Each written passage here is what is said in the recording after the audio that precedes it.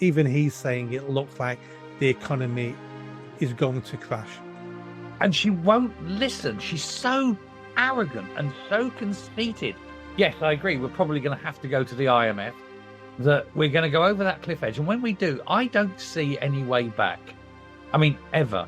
Generationally, at least 3-4 generations, maybe.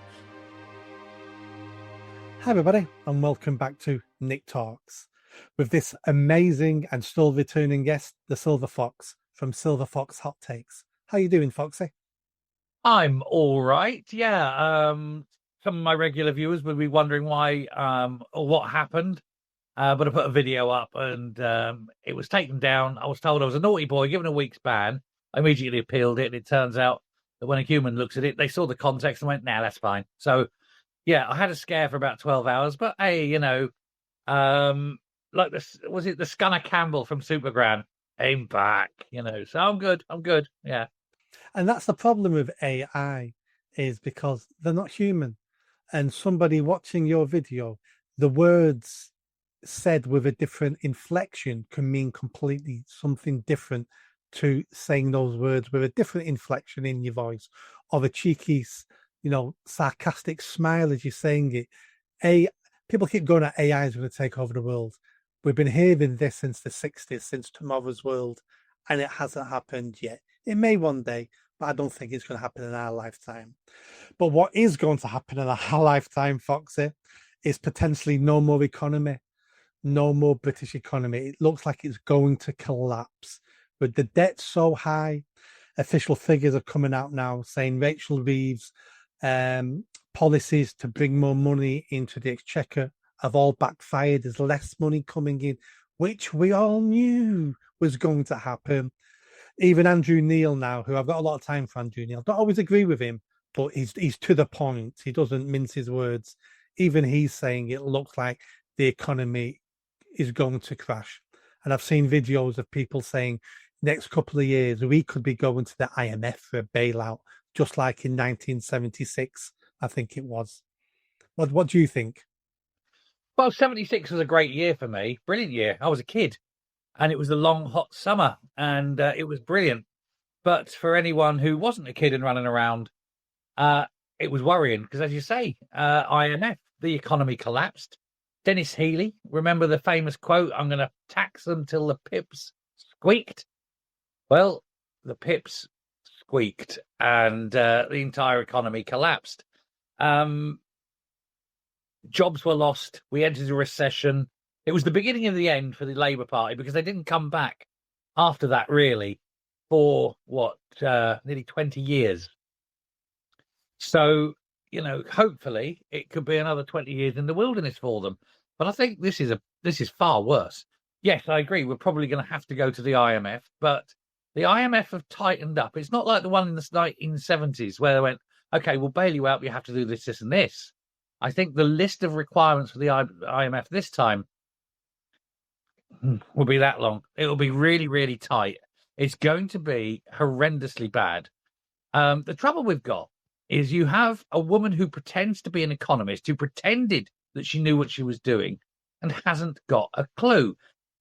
And she won't listen. She's so arrogant and so conceited and so full of her own self-worth and self-anointed genius that she won't listen to other people who are actually experts. And when they say, for God's sake, don't do this, it's really bad, she goes, oh, yes, but I'm the Chancellor, I've got to do it.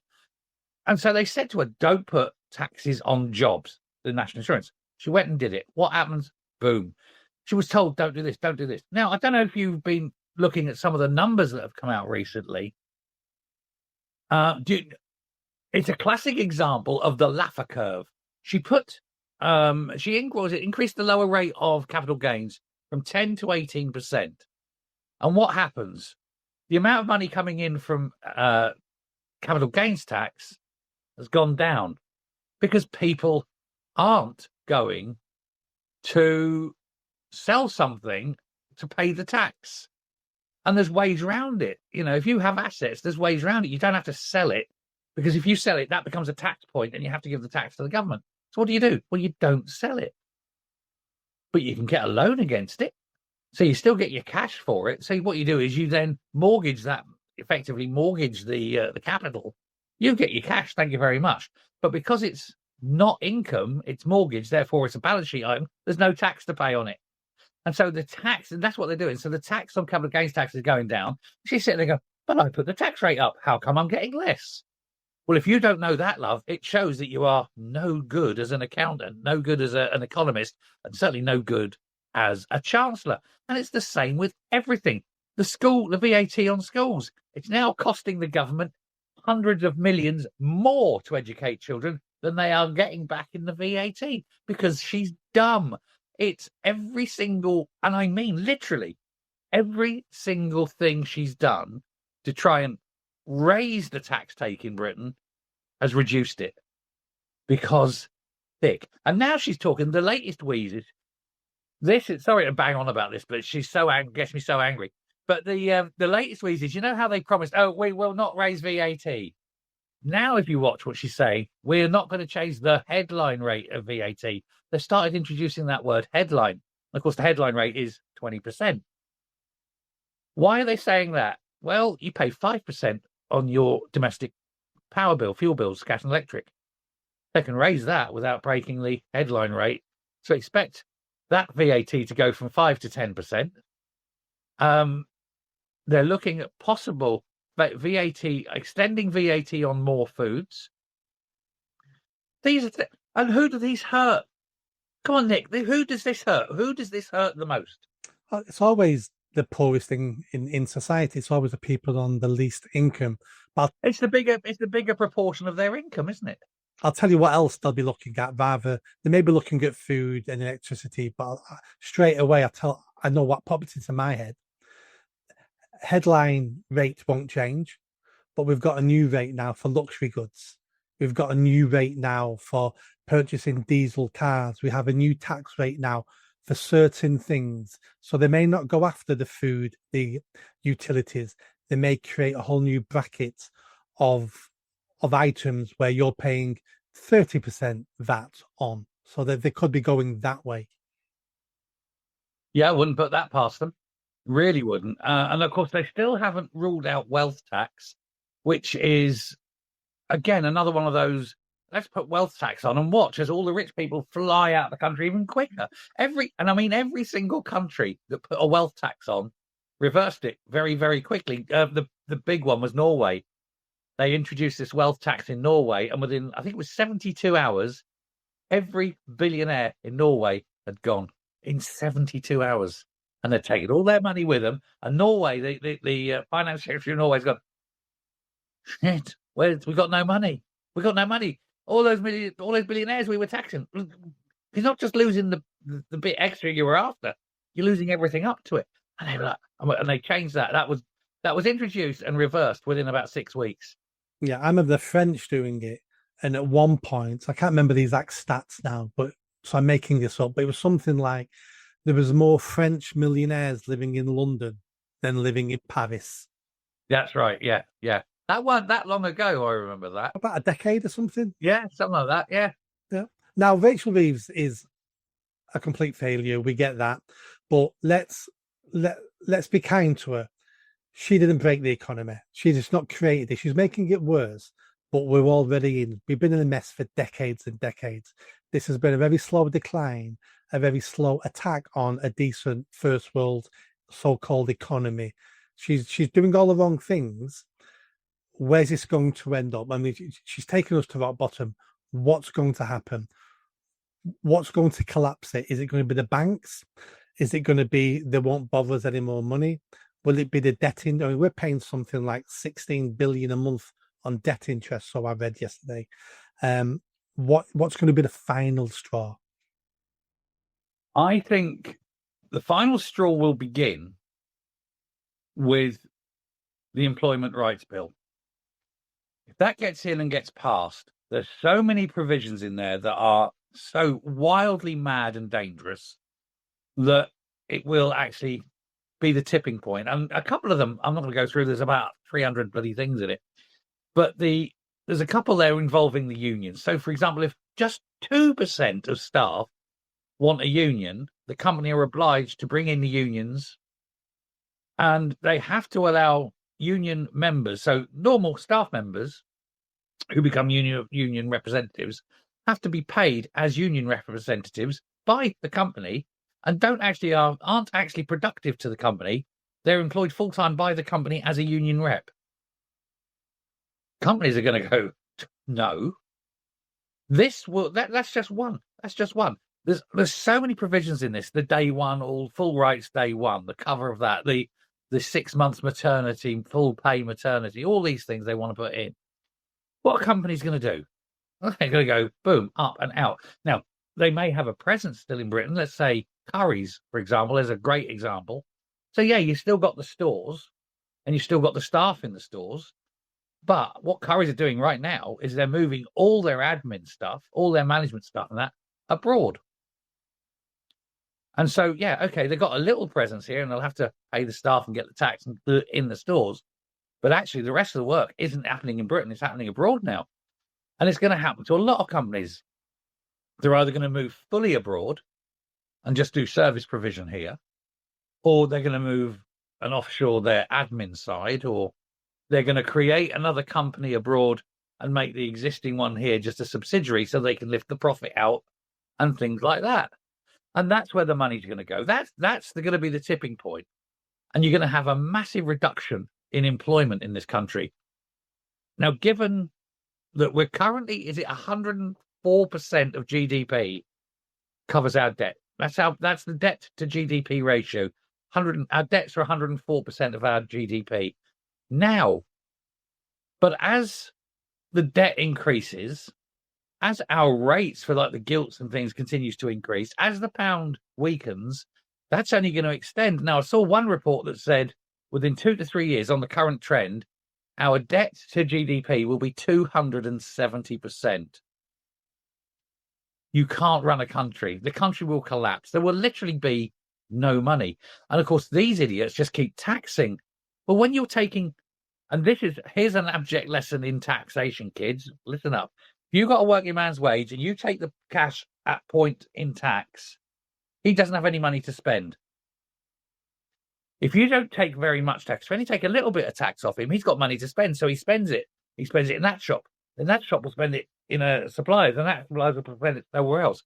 So the same money gets spent 4 or 5 times, and it's taxed in a little bit at 4 or 5 times. And this is called the Maltesian multiplier. Yes, I've got a qualification in economics, something Rachel Reeves doesn't have, I think. I'm also an accountant, or not anymore, I've retired, but I was an accountant for 35 years, so I do know whereof I speak. But this Maltesian multiplier means that you actually get more tax by taking less tax because that money is spent many times. But when it all goes out at once in tax, it doesn't get spent like that. And so the whole economy collapses because money only works when it moves. If the government taxes it, it only moves once. If they don't, it moves 5, 6, 7 times.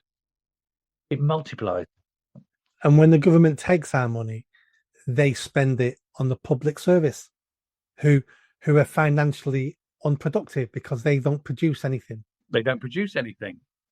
Yeah, public services are a cost, not a profit generator. Yeah. So it's that's looking pretty bad. The thing I'm worried about really is the debt we're paying, the interest on the debt, because people don't realize that, I don't know how much debt we've got, but on that, just like a mortgage, 2.7 trillion. Wow. So yeah, trillion. So the best way of looking at this for the average person is the country has taken a huge loan out, a bit like a mortgage, and every month we have to pay a tiny bit of that loan back, but with the interest. And if you've got a mortgage, you see how much interest you're paying every month compared to what you're paying off the debt, and you go, how much? It's only gone down a tiny bit, and I've just paid $1,000 off it. But that's the interest, and that's what's going to kill the debt and kill, I think, our economy. Is it'll get to a stage where she has a choice. I keep paying doctors and nurses and the police, or I pay the interest on our loans this month. And the second she defaults on the loans, we're basically a third world country. The second she defaults, and everybody will pull their money out then.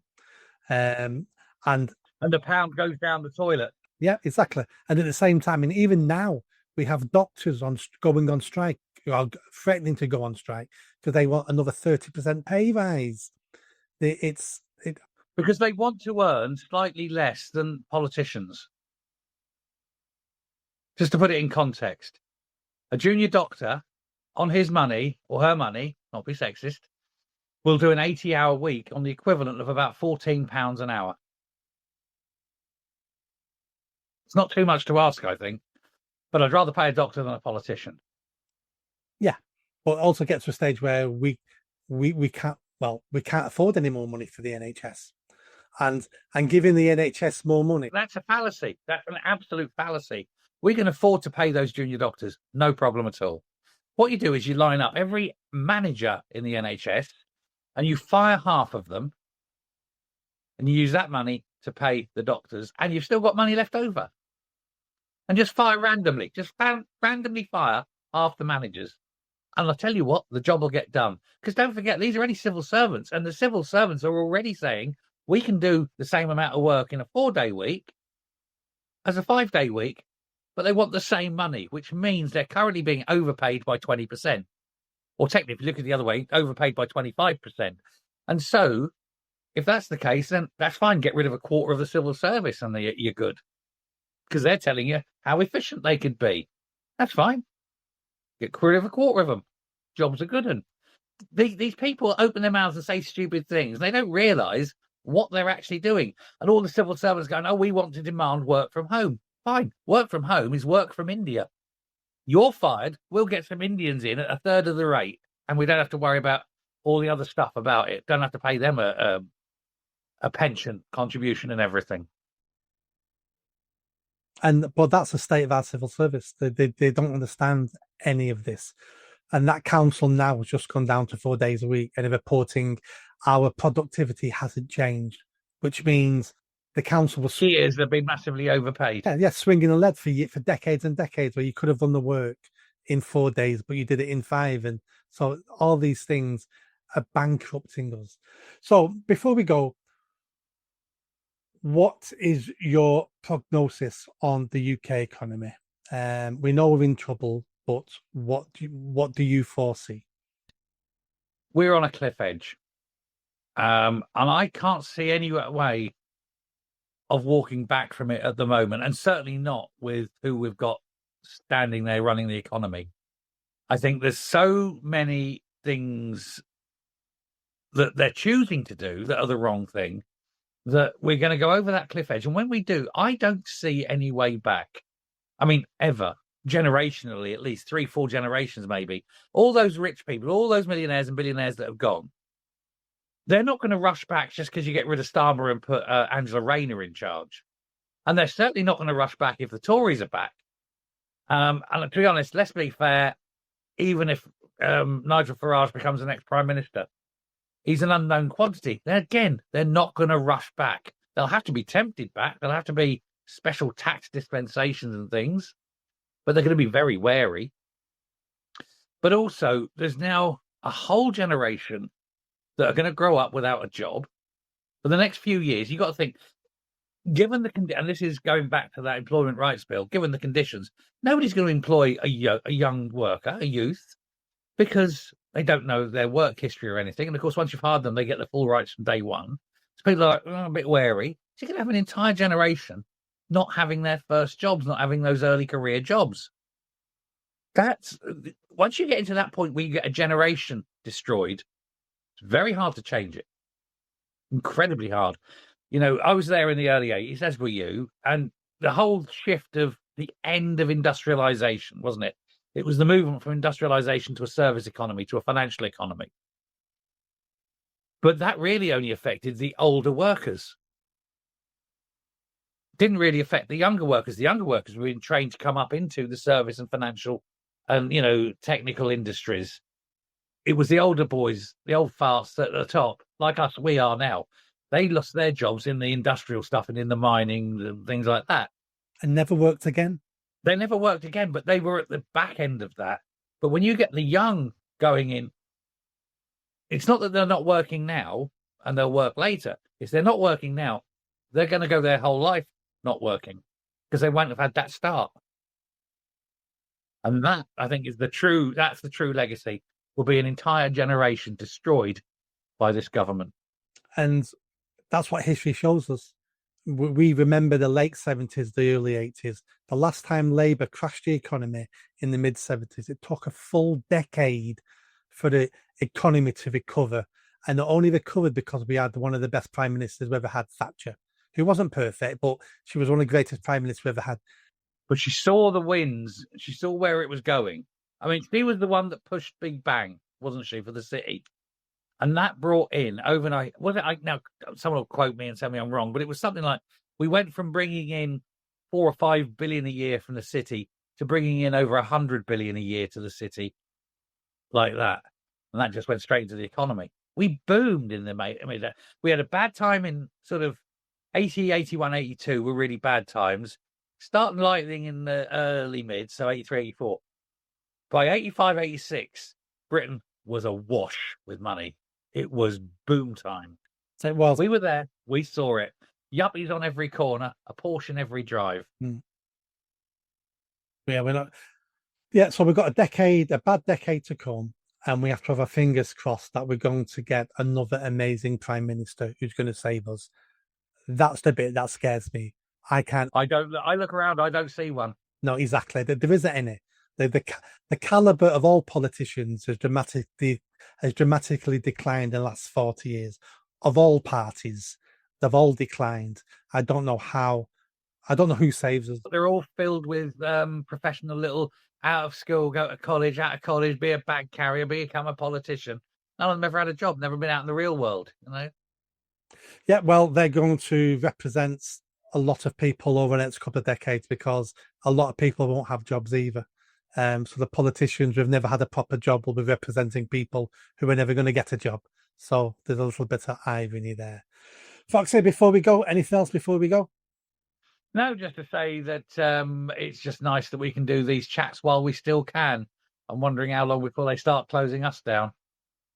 We will wait and see. How dare you sit there and talk the truth, you know?